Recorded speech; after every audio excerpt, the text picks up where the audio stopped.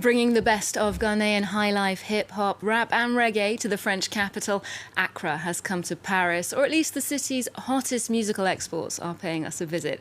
As Onto star and rapper Sarkodie and Afro dancehall sensation Stonebwoy join us in the studio. Thanks so much for being here, guys. Thank you for having us. Now, you're both performing at the Accra in Paris festival here in France. It's a concert. This is a rerun of the Paris in Accra event in November last year, where you both performed. So give us a bit of the inside scoop. What was that night like? First off, just big shouts to the French ambassador, in Ghana. Big shouts to Anne-Sophie for coming up with such a great initiative. I wouldn't call this a concert. This is like a whole movement that I think is very necessary. So, yes, in Ghana, that was crazy. I loved it. And it's back home, it was more comfortable for myself and my brother. And now she is letting us invade your privacy for a second. So I know this one is going to be way, turned, yes. Now, you're being joined by other artists on stage, people like Becca, Passy, Kwabena. Sarkodie, you recently collaborated with Passy on the track C'est Combien. You perform with a whole range of really big names, Busta Rhymes, Ludacris, Stonebwoy here. Is working with others an inspirational thing for you, or do you prefer to come with a really personal vision? I love collaboration because I think people that listen to Stonebwoy probably might be into reggae dancehall. People who listen to Sarkodie might be into serious hip hop.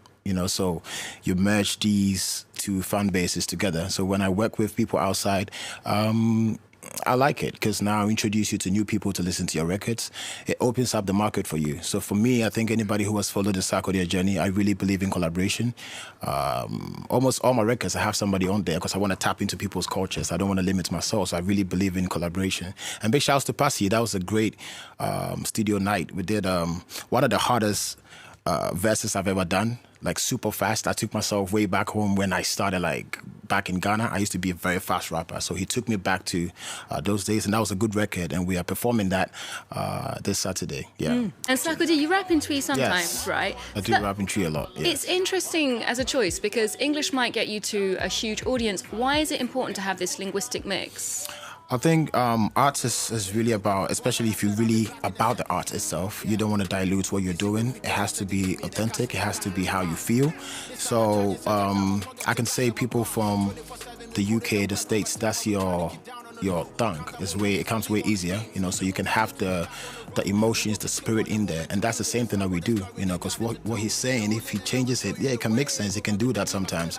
But I think organically, creativity thrives in, what you believe in and how you were brought up. So you don't want to dilute that. And I think as creative as we are able to still catch the ears of other people, even though they don't understand it. So we have a way to present it that suits the ear. There's a lot of people that I listen to back home in Ghana. I have no idea what they're talking about, but I'm a big fan of them. So that's what we stand for. We want to be able to represent where we are from and push it out here. Yes. In the past, Ghanaian and maybe West African music generally was often classified as world music because the industry failed to recognise the nuances and the specificities of different genres and different scenes. Now, Billboard has launched a US Afrobeats chart, and the UK's done that too for African artists, and the diaspora. Spotify has an Afro hub. What do you think of these initiatives? Are they good exposure, or is it, again, lumping everything together? Yeah, I think anything successful is definitely going to have people want to come and join it, so I'm definitely up for it. As he said, I think we just have to make sure that we don't lose the core of what the music is for, so we don't, lose the value of what Afrobeat stands for, because I think it was just a matter of time. I knew this time was going to come. I didn't know when, and I thank God that we were the generation that was able to push that boundary and open that door for the next generations to come.